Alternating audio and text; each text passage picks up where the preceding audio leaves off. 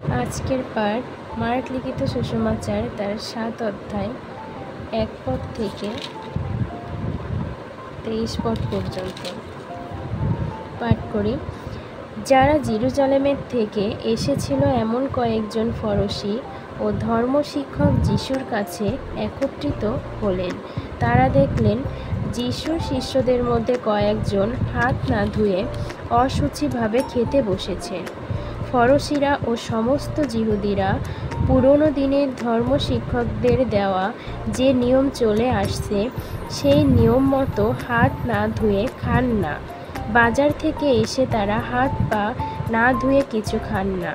এছাড়া তারা আরও অনেক রকম নিয়ম পালন করে থাকেন, যেমন ঘটি, বাটি, থালা ইত্যাদি ধোয়া। সেই জন্য ফরসি ও ধর্মশিক্ষকেরা যিশুকে জিজ্ঞাসা করলেন, পুরনো দিনের ধর্মশিক্ষকদের দেওয়া যে নিয়ম চলে আসছে আপনারা শিষ্যরা তা মেনে চলে না কেন? তারা তো হাত না ধুয়ে খায়। যিশু উত্তর দিলেন, আপনারা ভণ্ড। আপনাদের বিষয়ে নবী যিশায়া ঠিক কথাই বলেছিলেন। তার বইয়ে লেখা আছে, এই লোকেরা মুখেই আমার সম্মান করে, কিন্তু তাদের অন্তর আমার কাছ থেকে দূরে থাকে। তারা মিথ্যাই আমার উপাসনা করে। তাদের দেওয়া শিক্ষা মানুষের তৈরি কতগুলো নিয়ম মাত্র। আপনারা তো ঈশ্বরের দেওয়া আদেশগুলো বাদ দিয়ে মানুষের দেওয়া চলতি নিয়ম পালন করছেন। যিশু তাদের আরও বললেন, ঈশ্বরের দেওয়া আদেশ বাদ দিয়ে নিজেদের চলতি নিয়ম পালন করবার জন্য বেশ ভালো উপায় আপনাদের জানা আছে। যেমন ধরুন, মসি বলেছেন মা বাবাকে সম্মান করো, এবং যার কথায় মা বাবার প্রতি অশ্রদ্ধা থাকে তাকে অবশ্যই মেরে ফেলতে হবে। কিন্তু আপনারা বলে থাকেন, যদি কেউ তার মাতা কিংবা বাবাকে বলে, আমার যে জিনিসের দ্বারা তোমার সাহায্য হতে পারত তা করবান, অর্থাৎ ঈশ্বরের কাছে উৎসর্গ করা হয়েছে, তবে মা বাবার জন্য তাকে আর কিছু করতে হয় না।